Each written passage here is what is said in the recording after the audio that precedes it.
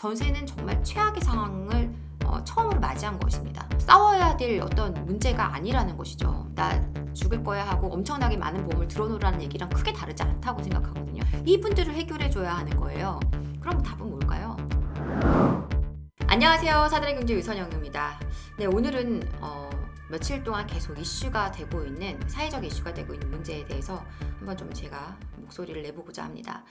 좀 즐거운 얘기는 아닐 수 있지만 한 번은 꼭 짚어야 할 것 같아서 짚고 정확하게 짚을 건 짚어야 되겠다라는 생각으로 이야기를 좀 꺼내보려고 하는데요. 바로 전세 사기에 관련한 내용입니다. 먼저 기사 좀 잠깐 보겠습니다. 자, 오늘 기사예요. 경기 침체로 가뜩이나 힘든데 피의자 2번 울리는 전세 사기, 구제 범위 폭, 사회적 합의가 없다. 이렇게 기사 제목이 나와 있습니다. 피해자를 2번 울렸다라고 지금 기사에서 얘기하고 있네요. 자, 두 번째 기사, 전국에 퍼진 전세 포비아, 탈출 방법이 있나? 네, 세 번째 기사, 곳곳이 뚝뚝 보증금 돌려줄 돈 없어요. 역전세난 현실화. 네 번째 기사는 강서구 화성 갭투자 최다, 세입자는 불안. 여기 화성이라고 적어놓고 뒤에 내용에 보면 동탄이라고 해놓고 병점이라고 막 적고 이러시는데 기사분들 좀 정확하게 기사 좀 적어주셨으면 좋겠습니다. 동탄, 병점은 동탄이 아니죠. 네. 물론 화성 오피스텔 갭 투자 사건은 동탄에서 일어난 게 맞지만 병점은 동탄이 아닙니다. 좀 정확하게 기사 확인해 주셨으면 좋겠고요. 자, 갭투자 역전세, 정세 보증 사고 빨간불 이렇게 기사가 또 나 있습니다. 이 외에도 이 전세 사기 내지는 보증 반환 사고와 관련한 기사들이 상당히 많이 어제 오늘 기사에 많이 나왔고요. 사회적으로 문제가 되고 있다 보니까 지금 정부도 막 대책들을 발표하고 막 이런 상황인데요. 자, 저는 여기서 무슨 얘기를 드리고 싶냐면 바로 이겁니다. 여기서 얘기하는 전세 사기와 그리고 이 전세 보증 사고, 이건 분명히 구별이 돼야 된다는 겁니다. 분명히 다르다는 거죠. 지금은 마치 전세를 반환해주지 못하는, 보증금을 반환해주지 못하는 상황이 되는 것을 모두 다 같이 전세 사기로 얘기하고 있는데요. 이 둘은 엄연히 다릅니다. 뭐를 기준으로 하느냐? 전세 사기와 전세 보증 사고는 고의성을 기준으로 보시면 돼요. 그렇죠? 그래서 내가 임차인의 보증금을 악의적으로 돌려주려고 했었다. 이거는 고의성을 갖고 있는 사기가 맞죠. 그런데 나는 전세 보증금을 돌려주고 싶은데 지금 상황이 이러이러해서 돌려줄 방법이 없네. 어쩔 수 없이 그런 상황이 놓이는 많은 임대인분들은 사실은 그냥 전세 보증 사고예요. 시장이 아주 이상하게 움직이게 됐던 일시적인 급락장세에서 만들어진 전세 보증금을 반환해주지 못하는 할 수 없어서 못하는 이런 상황이라는 거죠. 물론 전세 사기도 있습니다. 이번에 화곡동에서 빌라 사건 같은 경우에는 전세 가격을 매가보다 더 높은 가격으로 임대를 맞추면서 오히려 그 돈을 챙기고 바지 임대인을 만들어서 소유권을 넘겨주는 이러한 방식을 썼기 때문에 이건 처음부터 악의적인 의도가 있었다라고 할 수가 있겠지만 이번에 동탄의 오피스텔 사고도 사실은 전세 사기인지 전세 보증 반환 사고인지 정확하게 알 수는 없다라는 겁니다. 그냥 여러 채를 갖고 임대를 놨던 거예요. 그런데 전세 가격이 오르니까 그 가격에 임대를 놨죠. 그런데 시간이 지나면서 갑자기 역전세를 심하게 맞으면서 그리고 새로 임차인을 구할 수가 없는 상황이 됐고 보증금을 반환해 줄 수 있는 자금이 나오지 않고 매매도 안 되고 이런 상황이 처하다 보니까 그렇게 될 수 있다라는 겁니다. 그래서 이게 의도가 있었느냐, 고의성이 있었느냐라는 걸 가지고 말해야 하는데 지금 어떤 사회적인 분위기라든가 언론에서 얘기하는 것은 모두 마치 임대인들이 모두 다 전세 보증금을 돌려주지 않고 떼먹는 사기꾼처럼 이야기하고 있다라는 거죠. 이건 굉장히 잘못됐고요. 큰 문제가 뭐냐면 그냥 왜 임대인들을 뭐라고 해 이런 단순한 것이 아니고 지금 이러한 문제들이 발생하기 때문이에요. 전세 포비아.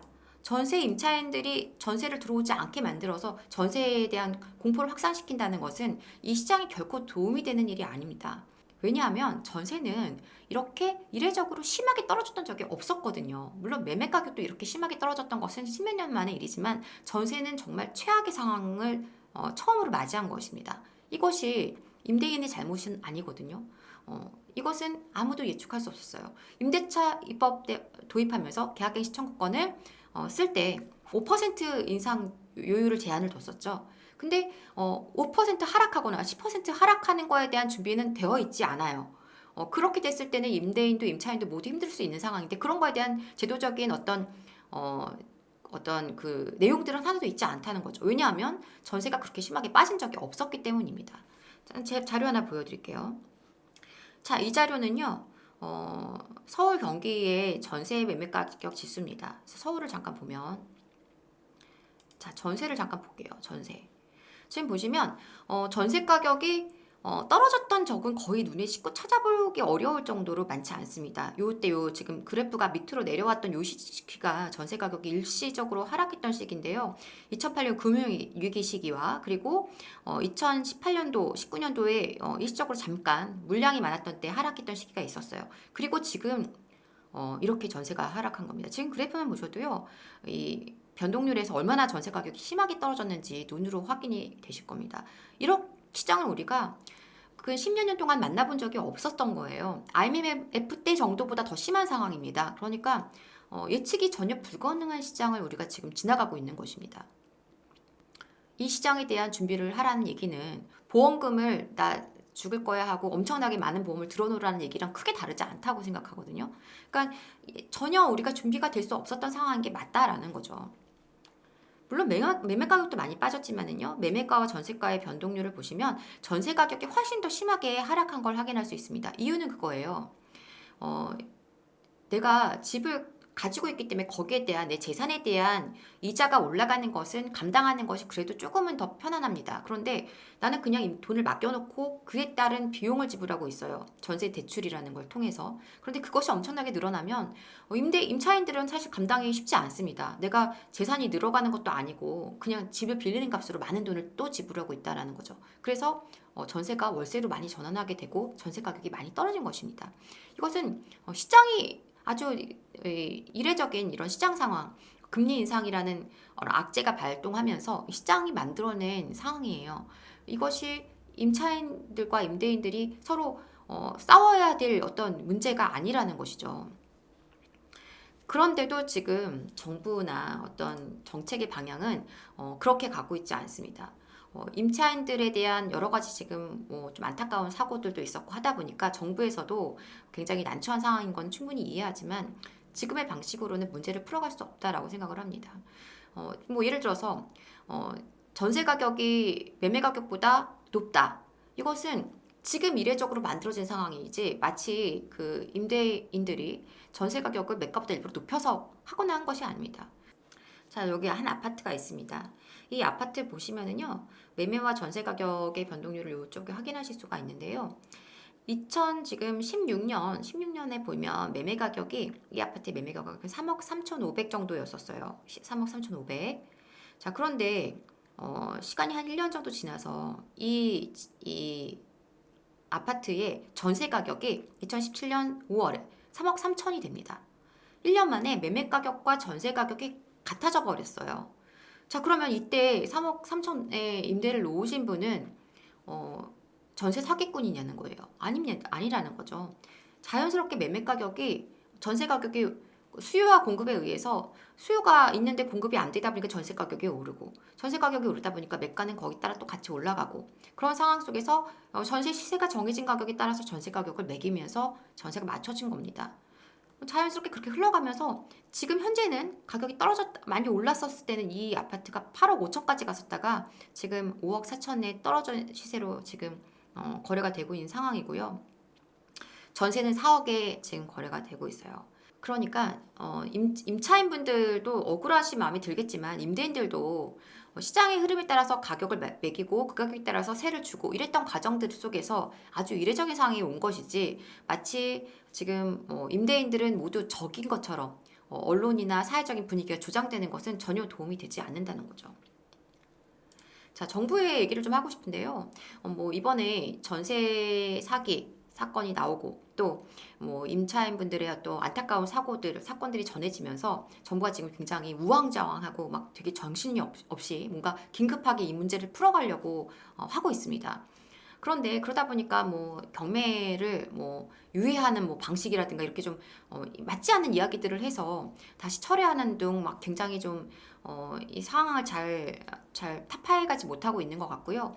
뭐 특별법을 발표하겠다고 지금 얘기하고 있는데 물론 나쁘지 않은 어떤 제안이기는 하지만 뭐 정부 임차인들이 이거를 매입할 수 있도록 해준다든가 아니면 정부에서 먼저 매입을 해서 임차인들에게 저리로 다시 빌려준다든가 뭐 이러한 지금 방법을 찾고 있는 것 같습니다. 그런데 이것은 이제 이미 다 안대해서 반환을 못 해줘서 그래서 역전세 맞아서 해결이 안 되는 상황을 지금 그 다음의 일을 얘기하고 있는 것이고요. 제가 볼 때는 현재 높은 전세에 임차가 되고 있는 임차인분들이 지금 굉장히 불안할 것이고 또한 전세 가격이 빠져서 높은 전세에 있는 임차인 다음에 임차인을 구해야 하는 임대인들도 굉장히 불안할 거거든요. 이분들을 해결해 줘야 하는 거예요. 그럼 답은 뭘까요? 포커스를 임차인에게만 맞춰서는 답이 나오지 않습니다. 임대인들이 이 임차인에게 안심하게 자금을 반환해 줄 수 있도록 이 대출을 좀 현실화시켜 줄 필요가 있어요. 그래서 다주택자들에게도 임차인에 대한 보증 반환 대출을 조금 더 열어주고 그리고 DSR이라든가 이런 것도 열어줘서 하게 해주고 또한 다음 들어오는 임차인이 대출에 있어서 불안해한다면 그 대출은 보증금 반환을 위한 특수한 이 시장 때문에 발생한 보증 반환에 대한 정부가 대출을 해준 것이다라는 걸 보증해 준다든가 이런 방법을 해서 조금 더 이 서로 임차인과 임대인이 서로 믿고 이게 갈 수 있도록 해줘야만 한다라는 거죠. 지금처럼 그냥 임차인들에 대한 상황들이 안 좋은 것 같으니까 약자 입장을 보호하는 것은 알겠지만 임대인들이 아니라 약자에만 포커스를 맞춰서는 이 문제를 풀어가기가 어렵다는 겁니다. 임대인과 임차인이 서로 상생하는 관계로 가야 하고 임대인들이 임차인들에게 안정적으로 보증금을 반환해 줄 수 있다는 신뢰가 쌓인다면 이 문제는 풀려갈 수 있는 것인데 지금 그렇지 못하도록 계속 그 다음을 얘기해봤자 의미가 없다라는 거죠. 좀 답답한 마음이 들고 그리고 사실 임대인분들도 지금 굉장한 힘든 시간을 지나가는 분들이 많이 있습니다. 임차인분들은 내가 내 돈을 돌려받지 못한다는 거에 대한 엄청난 고통이 있으실 수 있지만 또 임대인분들도 그래서 내가 피해자라는 생각을 임차인분도 갖고 있을 수 있지만 임대인분들도 뜻하지 않은 가해자가 되는 것 같은 그런 상황들을 몹시 힘들어하시는 분이 굉장히 많아요. 이 시장이 특수한 시장이었다는 걸 서로 인정하고 그거에 따라서 좀 슬기롭게 이 상황을 대처해 나갈 수 있는 어떤 그런 분위기들이 만들어져야 한다고 생각합니다. 지금 많은 분들, 많은 임대인분들도 그리고 임차인분들도 힘든 시간을 지나고 계신 분들이 많이 있으실 겁니다. 우리가 함께 같이 살아야 되는데 서로 적이 되어서는 이 문제를 풀 수 없기 때문에 서로 부드럽게 협의해 나가면서 좀 답을 찾아가는 지혜가 필요한 때인 것 같습니다. 네, 시장에 대한 좀 이러한 상황들이 좀 안타깝다 보니까 오늘 좀 목소리를 높이게 되는 것 같은데요. 아무쪼록 여러분들 힘내시기 바라고요. 저는 내일 다시 라이브 방송으로 찾아뵙겠습니다. 내일은 좀 지금 이 현 시장의 얘기도 좋지만 좀 미래 앞을 바라보는 이야기들로 좀 기분 좋은 이야기들 좀 많이 나눴으면 미래를 보는 이야기들을 좀 나눴으면 하는 생각입니다. 여러분들 내일도 많은 기대 부탁드리고요. 저는 다음 시간에 더 재미있는 그리고 더 좋은 내용으로 찾아오겠습니다. 지금까지 사단의 경제 유선영이었습니다.